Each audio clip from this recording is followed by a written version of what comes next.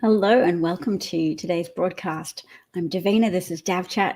We're talking today about MAGA Republicans and their efforts to make people discount Trump's two impeachments by introducing spurious impeachments of their own, namely trying to impeach Secretary Mayorkas for his job in enforcing the laws related to the United States border, southern border particularly. Now, Secretary Mayorkas isn't accused of any crime or any specific malfeasance. They're just saying, oh, there's an invasion happening and he's inadequately performing to stop it. So basically, he's a pawn in their campaign of fear-mongering and trying to prolong a problem that the President, Joe Biden, and the Democratic half of the congressional branch of government are actually trying to address. Something's close to passing the Senate, and plans to more rigorously enforce the border and to reduce the number of crossings that are made by migrants and asylum seekers who sometimes circumvent the ports of entry because, sometimes for great reasons. There can be a lot of kidnapping and illegal activity concentrated near those ports of entry on the Mexican side that they want to avoid, and they sometimes use alternate crossing points, but typically still surrender themselves to authorities because the plan is to apply for asylum and be appointed a sponsor, often a family member, and join with other people who have sought refuge in the United States. A reciprocal relationship of migration and attraction. The United States economy is doing the best out of all the economies in the world in terms of recovering from a global pandemic. And there is economic growth here. And a component of that economic growth is America's attractiveness to migrants, that it's still seen to a degree as a safe haven from people, particularly from Latin America, fleeing persecution, criminal activities, government takeovers, authoritarian government in Venezuela, business seizure, et cetera, and also the impacts of climate change on crop growth patterns, so that some people, are trying to save their families from starvation.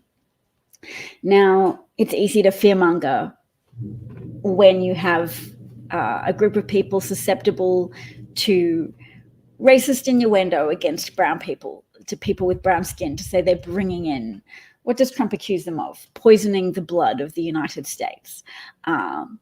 Anyway, let's look at what other people are saying and doing today in that impeachment scenario, because Minority Leader Hakeem Jeffries has, we're going to listen to a 26-second clip of him condemning, I would say righteously, the behavior of MAGA Republicans. Now, look, my accent's sort of a mild Australian accent, but I live in the United States.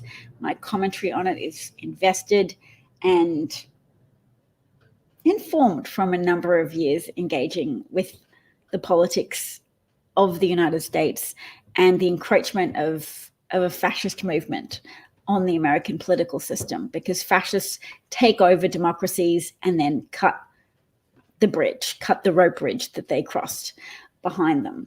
They sabotage democracies. They turn people against all sources of verifiable truth, and fascist leaders position themselves over and over again throughout history. They've done this, position themselves as the only source of truth. And then they can tell their followers and people tempted to believe them that they are the answer to all problems. They can make sure that their signature is on relief checks, and they can lie about public health measures and say that COVID is alternately a hoax, but also a dastardly plot of the Chinese government. You hear all manner of conspiracies, baseless conspiracies from right-wing people, but also I'm not going to leave the far left off the hook as well. They've definitely been going really out there to overlook Trump's actions towards Palestinians and instead condemn President Biden as if he's culpable for all of the despotic activity of the Israeli government, and specifically their Prime Minister Benjamin Netanyahu, who is a bad man, I say without reservations, and who is in charge of a lot of activity that can be morally questionable with regards to preserving civilian life during a war that I will concede has been initiated by Hamas on this occasion, and they clearly are still firing rockets at civilian areas. So it's an ongoing war with a very determined foe, and whose goal is to end the state of Israel. So you can imagine that an established state like Israel has a lot of investment in defending themselves. And I can say that even as I can say I don't agree with their desire to reoccupy Gaza. And it does sound, a lot of the rhetoric from the far right in Israeli politics, which is a lot of them, sound like they want to eliminate the people of Gaza and eliminate Gaza as a self-governing Palestinian territory. So back to Speaker Minority Leader Jeffries. Extreme MAGA Republicans have zero interest in doing anything productive. That makes sense. That is designed to benefit the American people. House Republicans are the party of insurrection, yes, impeachment, and illegitimate investigations. Nothing more, nothing less. Extreme MAGA Republicans have zero interest. So that's fair. That's him calling out the Republicans for perpetuating a problem and sabotaging potential solutions, because since Trump interceded and said he didn't want the Republicans to sign on to a deal with the Democrats to introduce new measures to curtail border crossings. I'll say illegal border crossings, but it's hard for me because as the child of Holocaust survivors and migrants myself, I am very sympathetic to the goal of moving countries and finding acceptance and of the value that migration and the contribution that migration makes to a society, and specifically to American society, where many new businesses are started by migrants or the children of migrants. And it's a key part, it's evidently a key part of the growth engine of the American economy and American society as a whole. Now, something I touched on very lightly when I was at university was Keynesian economics, which argues that government growth is a key measure, government investment is a key way to stimulate growth and to avoid self-perpetuating contraction.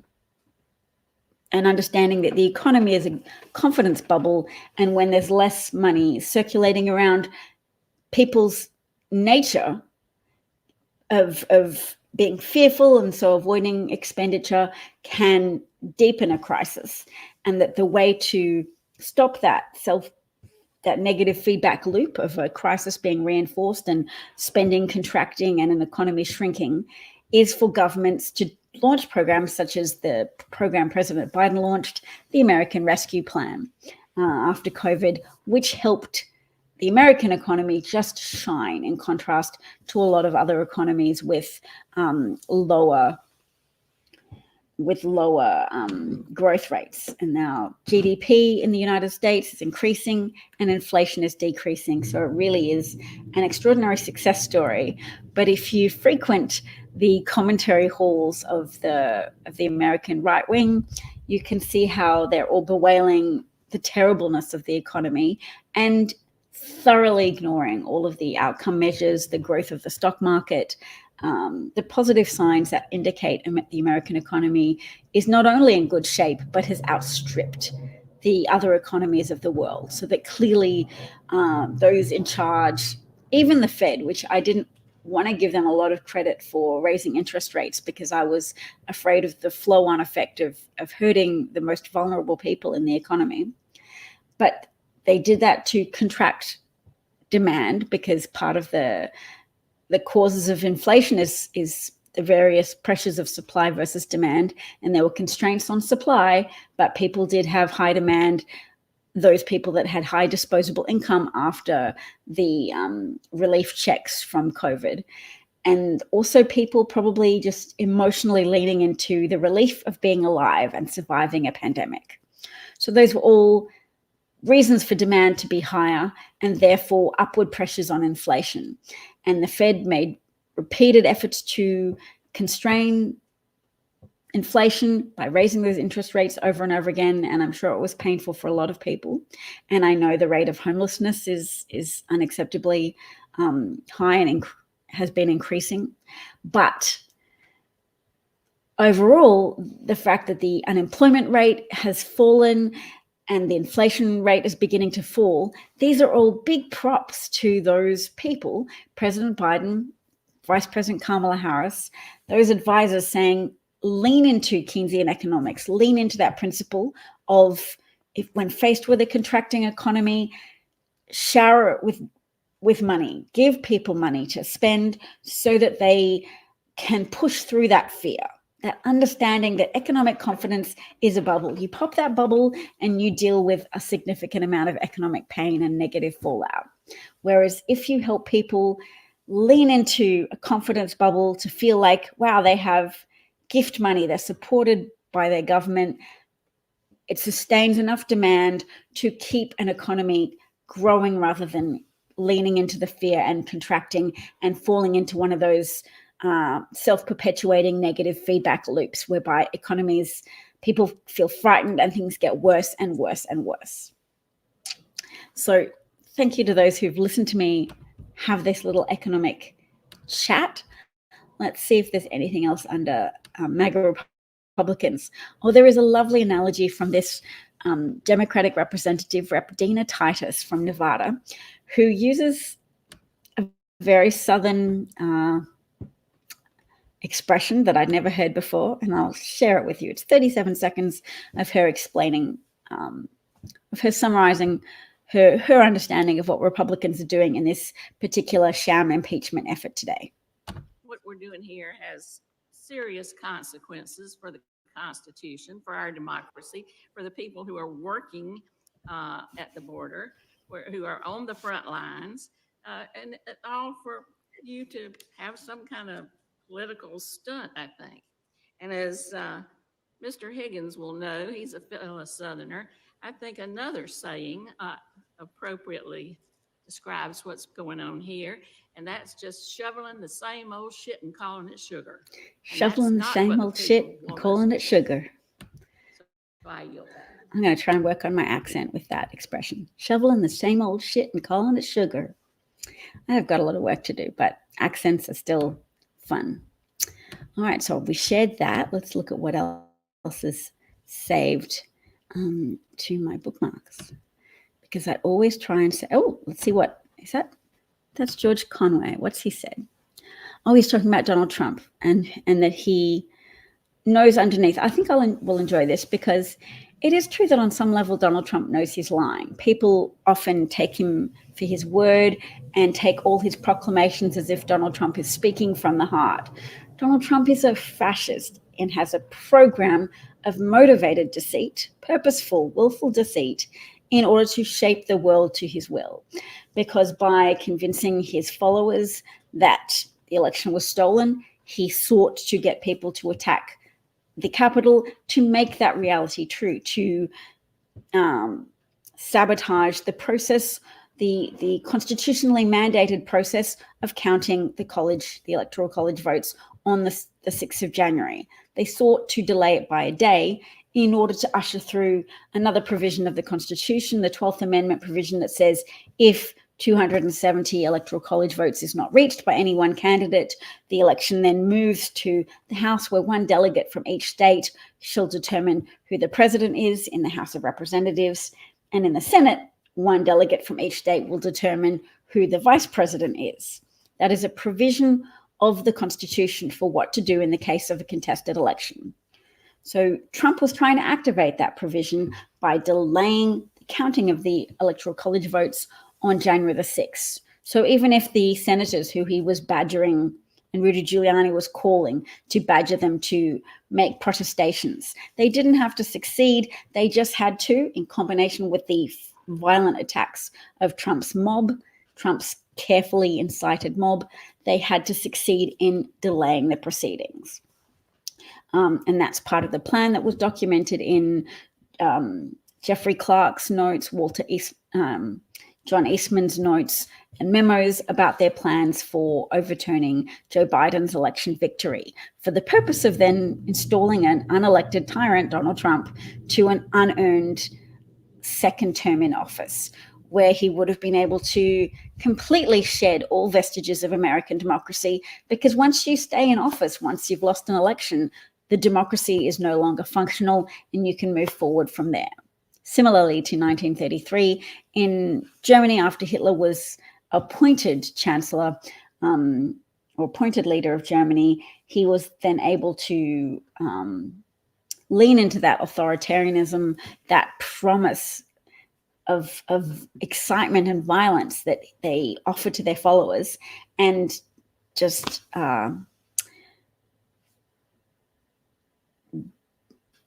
disestablish democracy, unpack.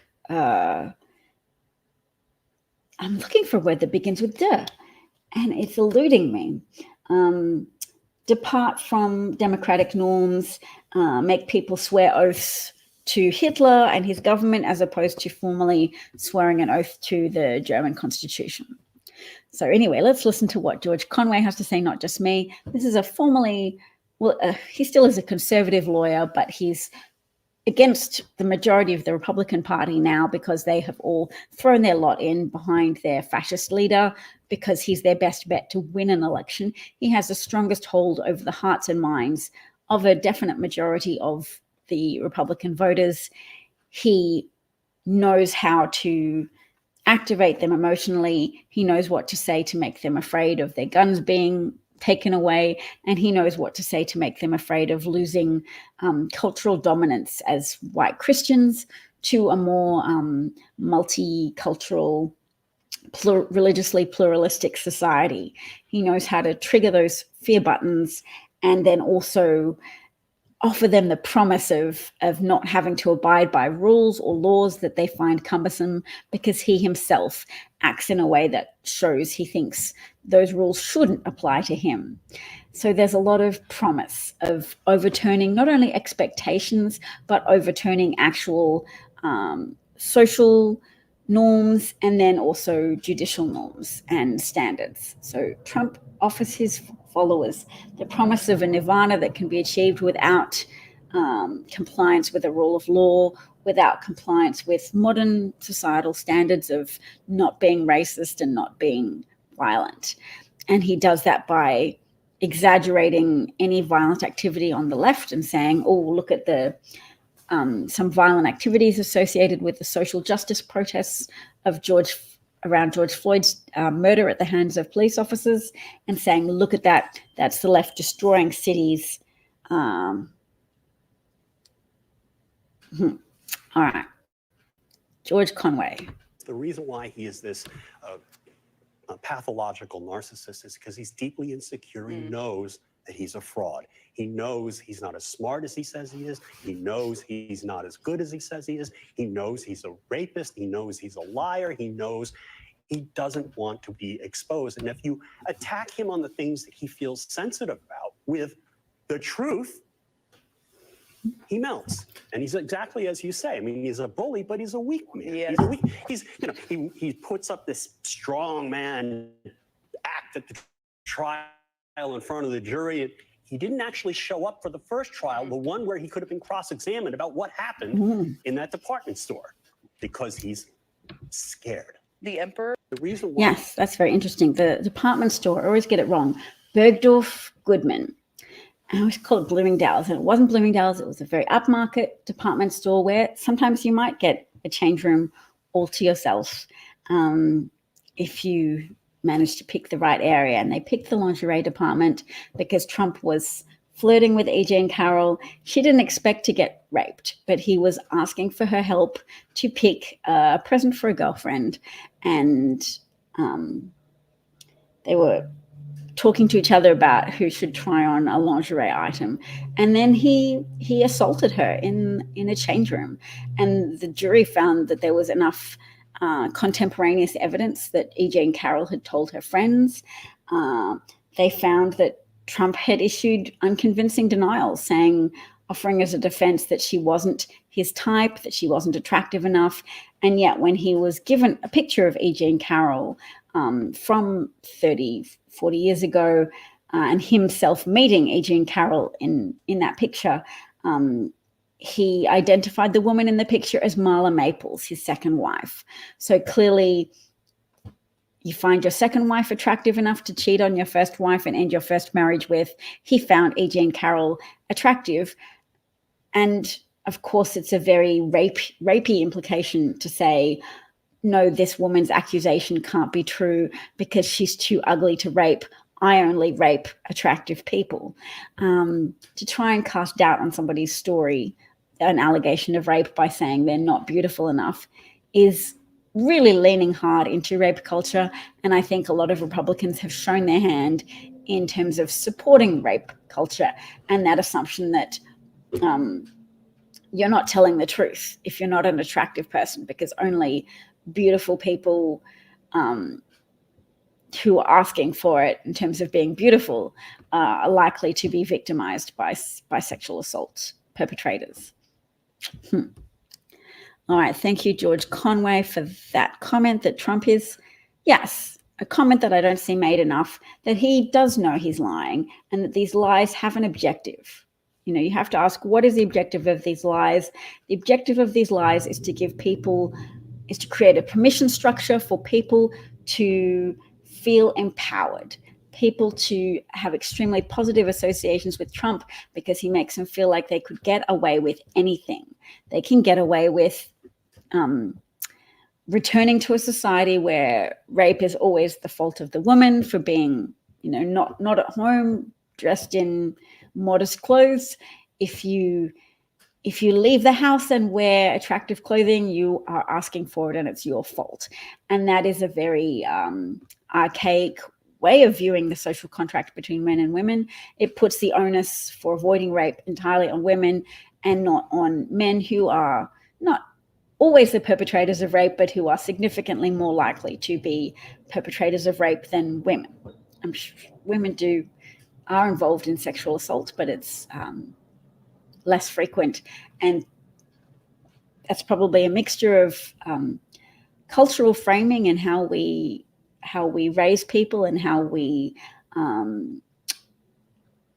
put out our expectations and our shame, our ability to shame other people or communicate disappointment, how we put that into the world, and what we tell our sons and what we tell our daughters about who should make an effort to constrain themselves, whose responsibility it is to respect women and to respect a woman regardless of how she's dressed, to give her that power to say yes, she should be able to change her mind, or to say no, and if you're a decent person, you should not force yourself on somebody.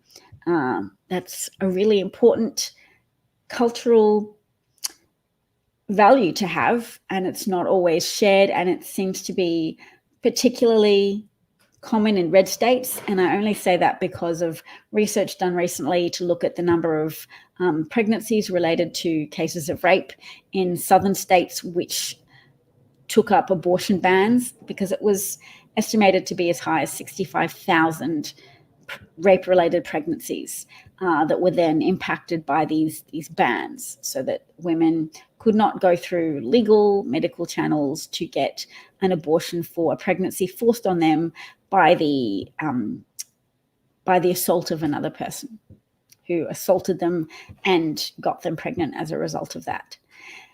And there's so many cudgels to take up with regards to the abortion ban issue, or just restrictions on abortion in general, because it muddies the water of women's medical care. And I always want to point this out because a lot of women have miscarriages. It's a fairly private, under-discussed subject for good reason. People are often sad and they don't want to talk about it. We need to change that dynamic, though, because it's denial of that pain and risk that women go through that is putting their lives significantly at risk. And the maternal mortality rates have increased up to threefold in states with abortion bans, according to some research.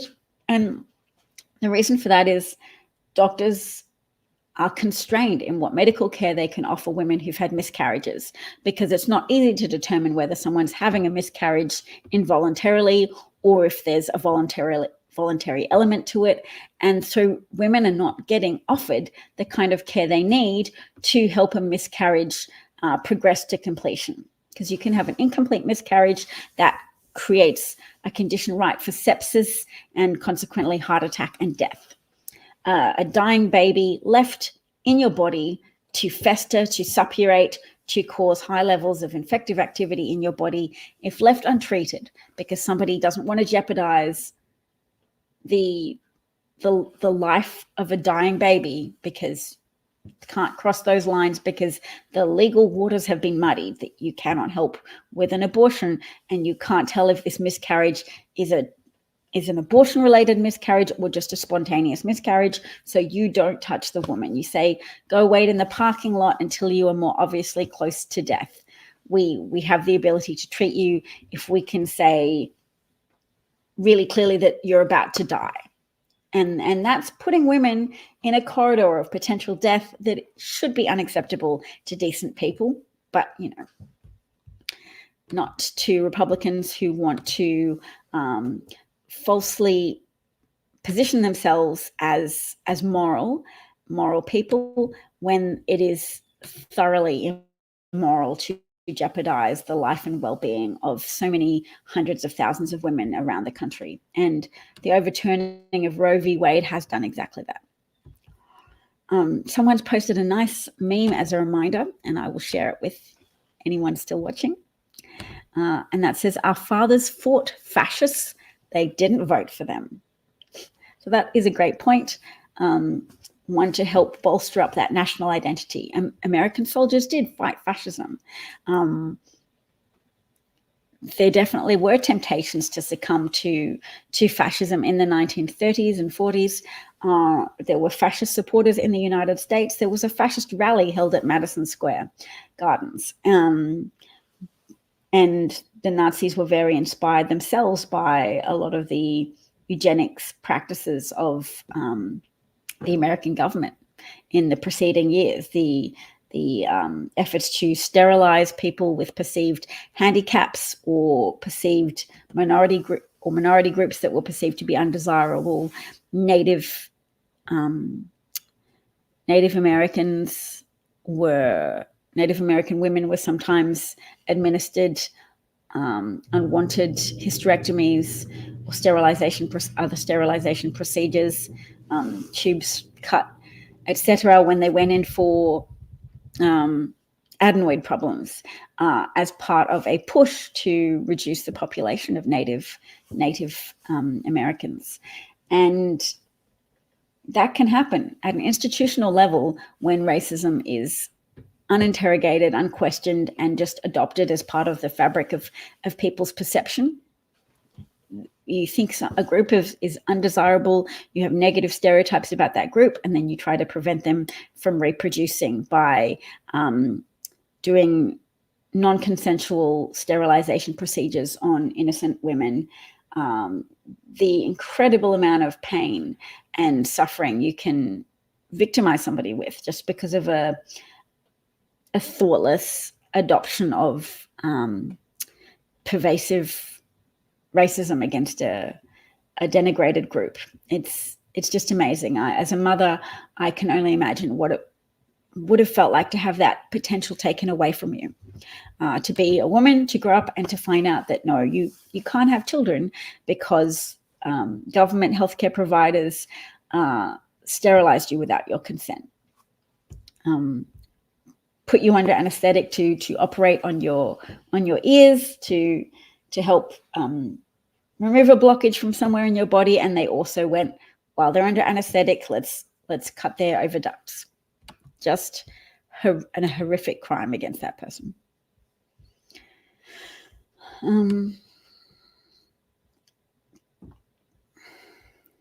Ooh.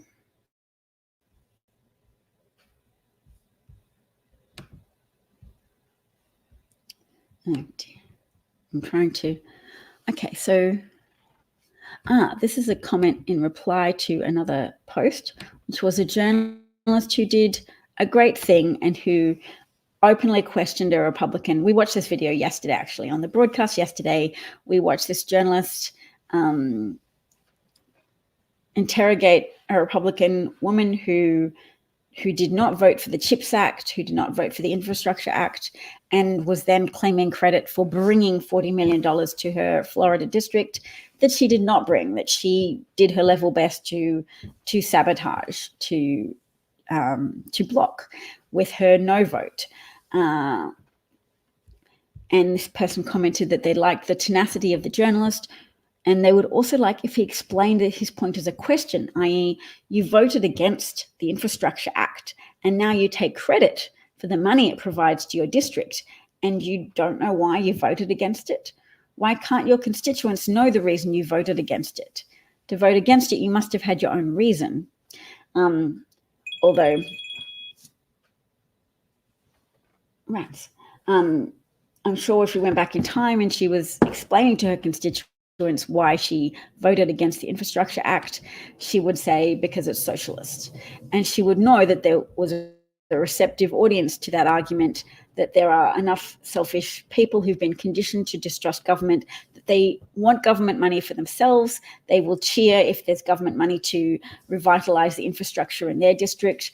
But when they hear about a big package of infrastructure to benefit Americans more generally, they will have a conditioned revulsion against that. They will say, oh, spending for everybody, that's socialism. That's a slippery slope to communism. And yet they will still cheer for money for themselves because they understand that infrastructure money that helps rebuild bridges that are crumbling, that helps engineering projects, that there are communal funds that can be used in communal ways that benefit communities, that benefit societies. But they're so narrow, they only celebrate it for their district, and they reject it theoretically for districts more generally. Oh, that's too inclusive. That's helping too many people. They want their district to be helped. Rachel Byte-Kofer is live tweeting through 1933 in German history. So she's doing a post each day of what happened, some outcome in Germany in 1933. So today in 1933, Adolf Hitler swore this oath as he became the German Chancellor. He swore, I swear loyalty to the Constitution, obedience to the law, and conscientious fulfillment of the duties of my office, so help me God. But having run on an explicitly authoritarian platform, sounds familiar, having heard Trump lately, and honestly through his entire political career for the last 9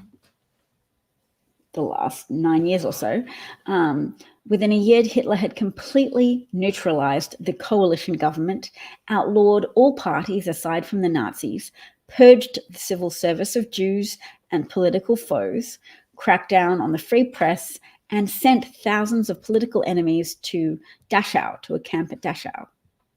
In Hitler's Germany, Germans came to take a very different kind of oath, one to Hitler, not the law.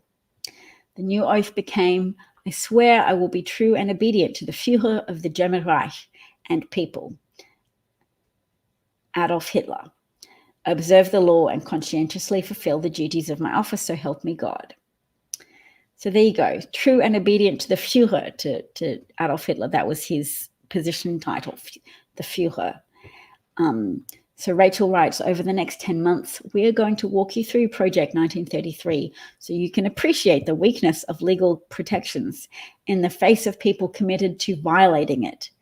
and understand how Project 1933 relates to the Republican Party's Project 2025, because that's the project of grooming willing acolytes of Donald Trump to take up roles in a civil service once Donald Trump writes it into law that he can fire all the pre-existing civil servants and install a fresh bunch of uber loyalists who will not question what he wants to do, who will not write secret books anonymously about how Trump is of poor character and is not acting in the interests of the American people.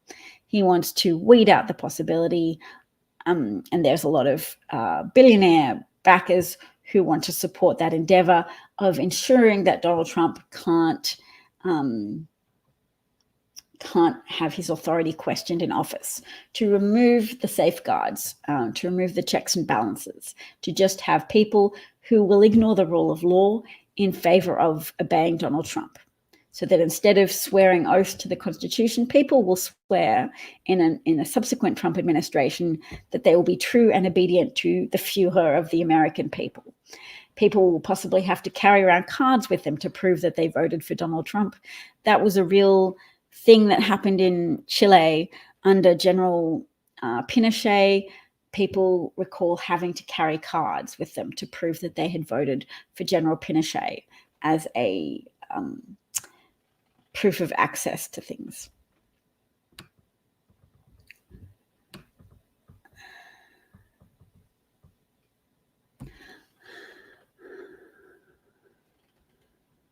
So people thought that they could limit Hitler's power. The New York headlines from this day in 1933, Hitler made Chancellor of Germany, but coalition cabinet limits power. Centrists hold balance in Reichstag. You know, how did that work out? Not well. As Representative Adam Schiff said, you cannot constrain him. He has no conscience and no principles. So people who are being recruited for ultimate levels of obedience to Donald Trump will find themselves in a position where they are asked to violate the Constitution, and they are prepped and ready to do so.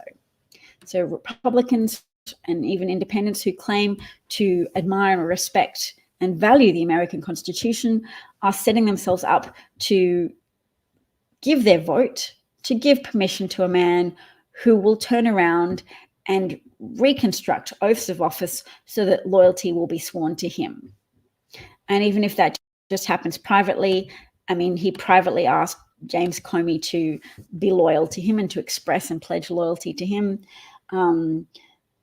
That's what's going to happen. People will be asked to violate all manners of laws and establish norms to protect the interests of the American people, to protect the interests of individuals.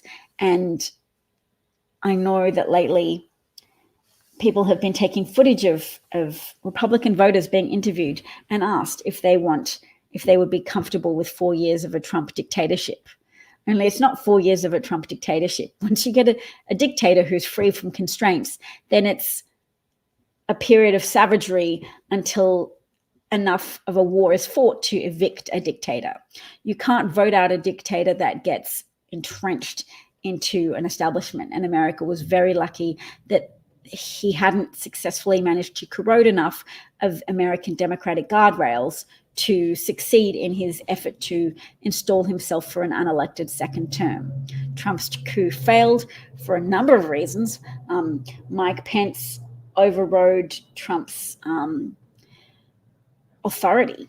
Mike Pence didn't really have the authority to call out the National Guard, but he acted as if the president was incapacitated and gave permission for the National Guard to come and help the besieged police officers, Capitol police officers, and DC Metropolitan police officers who were attempting to hold back was 30,000 people in attendance initially, but there may be hundreds of people who were violently seeking entrance into the Capitol, armed with some weapons, and definitely the intention of attacking either taking hostage or killing politicians such as Nancy Pelosi, Chuck Schumer, and hanging Mike Pence in order to complete their mission of preventing the certification of Joe Biden's election win and creating conditions ripe for Donald Trump to then be elected by the 26 Republican delegates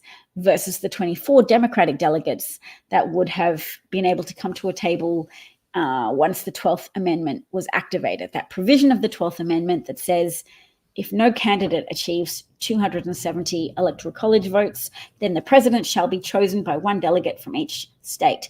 And there were 26 states with a Republican majority and 24 states with a Democratic majority. Donald Trump, provided the 26 Republicans went along with it, would have been selected as president for an unelected second term in violation of the actual voting results of millions and millions of Americans. So 81 million Americans who voted for Joe Biden. I keep getting little pings on my phone, but it's not. All right. Oh. Nothing interesting. Just spam. All right. So look, for Republicans, here we go. The border problem is a winning hand and the border solution is a losing hand. These are not people trying to govern in American interests. These are people trying to win power, trying to find ways to fearmonger and keep an issue alive for enough voters to choose Republican in complete defiance of their own actual interests, because Republicans will deliver tax cuts for the uber wealthy and hardship for everybody else. Republican presidents in power are associated with 10 of the last 11 recessions in the United States, economic recessions since World War II, because their policies are not Keynesian economics. They are withhold money. They are based on the false belief that when the budget is balanced and government expenditure is less, that helps the economy flourish. It doesn't, and they kind of know it.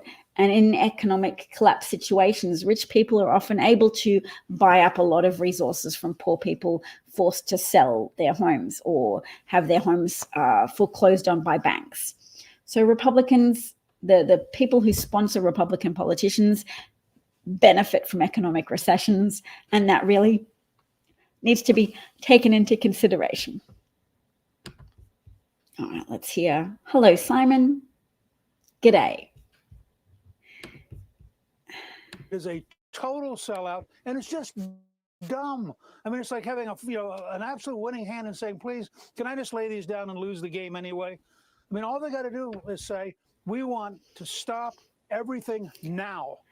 No, it is a total sellout, and it's just... Okay, so Newt Gingrich just making it really evident that it's a game, it's a hand that you can choose to play. It would give a win to President Biden in an election year to let measures be enforced, measures be legislated for, to effectuate progress on the border, to help there be more resources to process migrant applications for refugee status, and to bring order to what is a chaotic, often a chaotic mess in an underfunded situation with underfunded immigration courts and some underfunded border agents, and then certainly all of the secessionist bulldust that Governor Abbott is pulling in Texas in order to try and push for a second civil war, whereby he's defying a Supreme Court order to allow federal border patrol agents to remove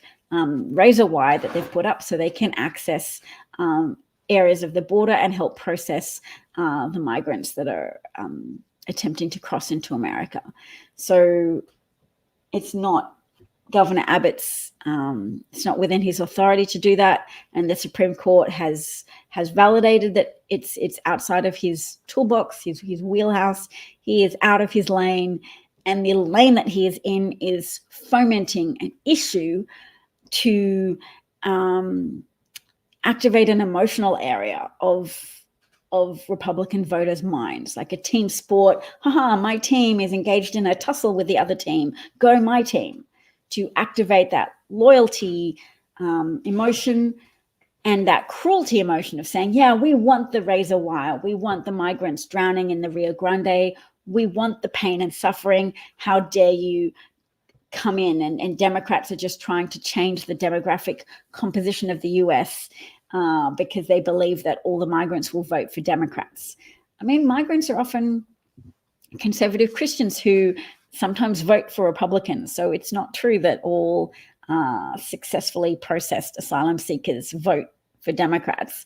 But of course, if you continue to push that conspiracy theory that that's why Democrats are trying to hold fast to the American principle of accepting and listening to and processing asylum seeker claims, then you can just pretend it's not actually a moral principle. It's not an American value. It's just Democrats trying to subvert the election system. Then yeah, you can keep doing that. You can keep deceiving people to further your own self-interest in fear-mongering successfully.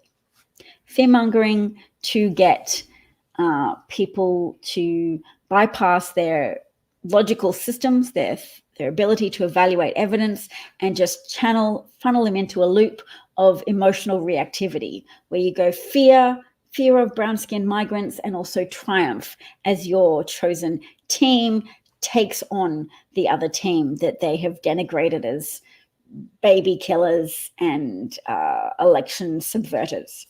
So propaganda in the South and a lot of southern states is very successful, and we can point to former Australian citizen Rupert Murdoch as being a significant driver of that propaganda, but also Rush Limbaugh, who's now deceased. He was a potent seller of anti-migrant propaganda as well, and anti-democrat propaganda, because if you demonize your political opposition, then they're no longer the political opposition, they're your enemies. And you can take advantage of that dark potential of the human heart, which gets excited about violence and excited about conflict. You can suck people into such a thoroughly adversarial mindset that they don't pay attention to evidence. They don't care that migrants can enrich the American economy, that they can drive demand, and that they can soothe labor bottlenecks by having the mobility to go to wherever there are jobs, and so help businesses and industry sectors grow. That migrants are actually a big part of the American economic success story, wherever it is successful.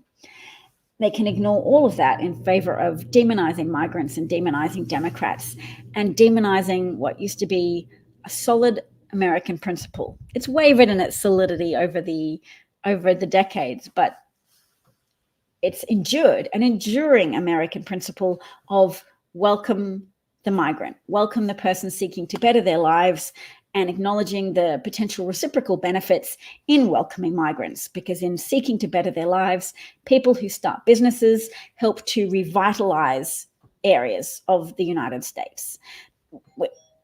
Oh, I've got to go, but it was lovely chatting to you all, and talk to you soon.